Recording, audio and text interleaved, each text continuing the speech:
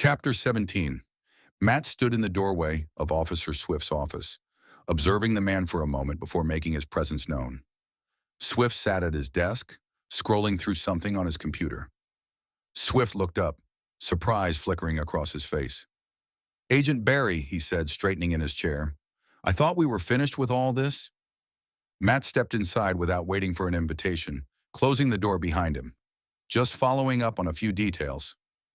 Matt settled into the chair across from Swift's desk. Swift's eyes narrowed slightly. "Must be important if you're back so soon." "It is," Matt replied. He reached into his jacket and removed a manila envelope, sliding it across the desk. "Take a look."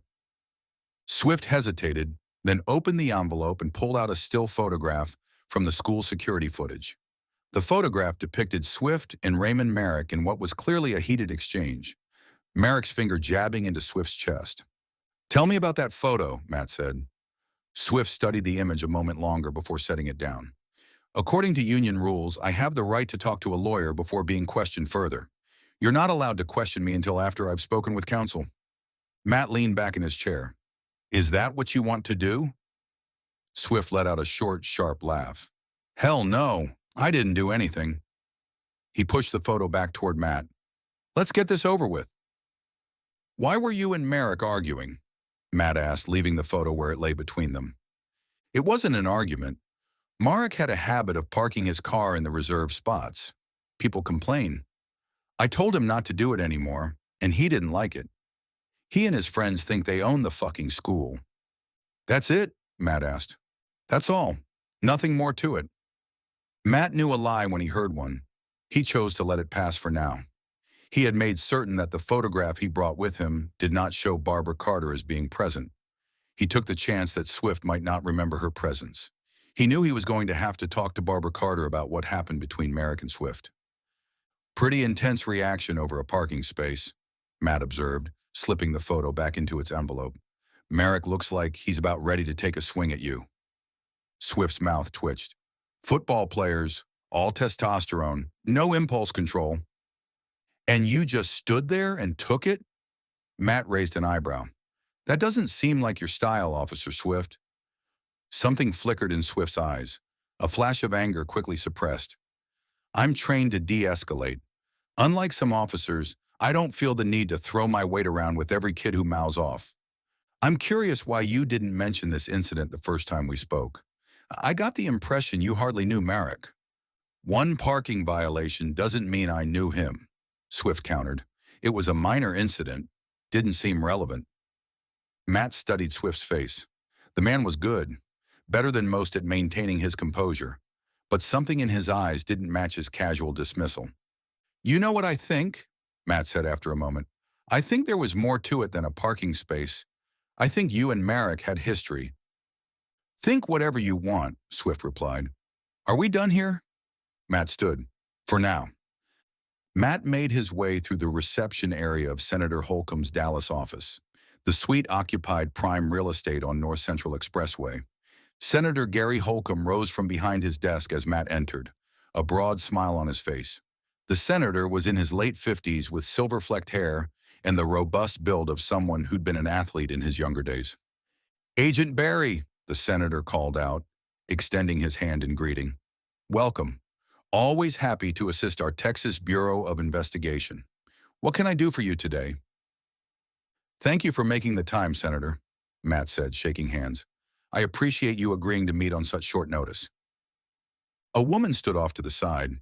She was of medium height with a cascade of auburn curls that framed her face. A cream-colored blouse and high-waisted skirt gave her a vintage, almost retro flair. "This is Valerie, my senior aide," Holcomb said, gesturing toward the woman. "Nothing happens in this office without her knowledge." Matt nodded politely in Valerie's direction before turning back to the senator. "Sir, the matter I'd like to discuss is of a somewhat private nature. Perhaps we could speak alone?"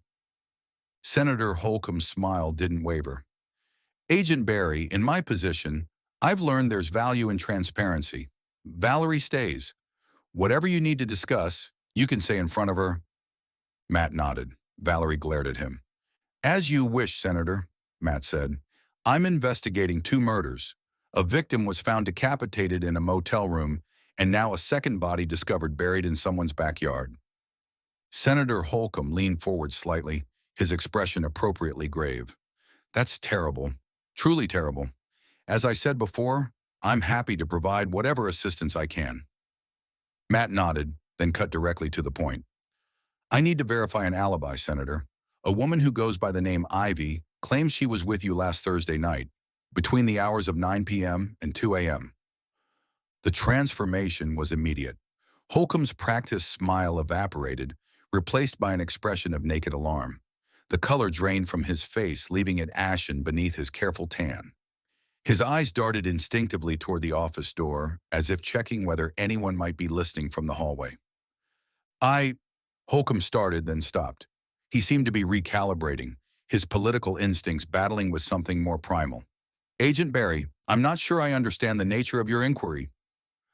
Before the senator could recover, Valerie stepped forward. This line of questioning is completely inappropriate, she said. Do you have any idea what you're implying about a sitting United States senator? I hope you realize your career at the Bureau won't survive this kind of baseless harassment. One call from this office and cash or wire transfer, Matt interrupted. Valerie stopped mid-sentence. Excuse me? I'm just wondering how Ivy prefers to be paid, Matt said. You should be careful with large cash transactions, though. The banks report anything suspicious. It's how that New York governor got caught. The paper trail is always the problem. He had absolutely no evidence of any financial transactions, but the implication served its purpose. Senator Holcomb looked as though he might vomit on his imported Italian shoes. His mouth opened and closed twice before any words came out. Now wait just a minute. I don't think you understand. Shut up, Valerie snapped at him, her composure cracking for the first time. She turned to Matt, eyes blazing.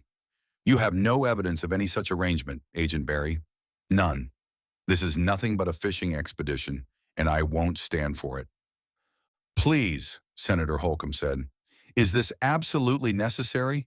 Surely we can resolve whatever you need without dragging certain matters into the light. Senator, my only concern is a murder investigation. 2 people are dead. I need to verify alibis and establish timelines. That's it. Recognizing that the senator was crumbling, Valerie stepped closer to Matt's chair. Is this conversation being recorded, Agent Barry? She asked, eyes scanning him for any sign of a wire or recording device. Number like I said, I'm just verifying an alibi. Valerie shot a warning glance at Holcomb. Senator, I think we should consult with legal counsel before continuing this discussion. Perhaps we should... I was with her, Holcomb blurted out, ignoring Valerie's attempt to silence him. Thursday night, from about 9:30 until after 2 in the morning. Senator, Valerie's voice was sharp enough to cut glass. I strongly advise against making any further statements without... It's fine, Valerie, Holcomb said. Agent Barry isn't here about that. He's investigating murders. Where were you and Ivy during those hours? Matt asked. Holcomb glanced at Valerie before answering. At her place. Valerie stepped forward, her composure partially restored. I believe what the senator is trying to explain is that he was meeting with a personal acquaintance, a friend, to discuss certain personal matters. The euphemism hung in the air, transparent to everyone in the room. Just to be clear, Matt said, focusing on Holcomb, she was with you the entire time? From 9:30 to after 2 a.m.? Yes, Holcomb nodded emphatically. She never left, not once. His brow furrowed suddenly. Wait, you don't think she's involved in these murders, do you? That's what we're trying to establish, Senator, Matt replied. Holcomb straightened his tie, some of his political instincts returning as the immediate shock wore off. Agent Barry, will this conversation be included in any written reports? My concern is... I don't foresee that being necessary, Matt cut in. Our focus is on clearing or implicating Ivy in these murders. Your personal life isn't relevant beyond establishing her whereabouts. The relief on Holcomb's face was almost comical. I appreciate your discretion,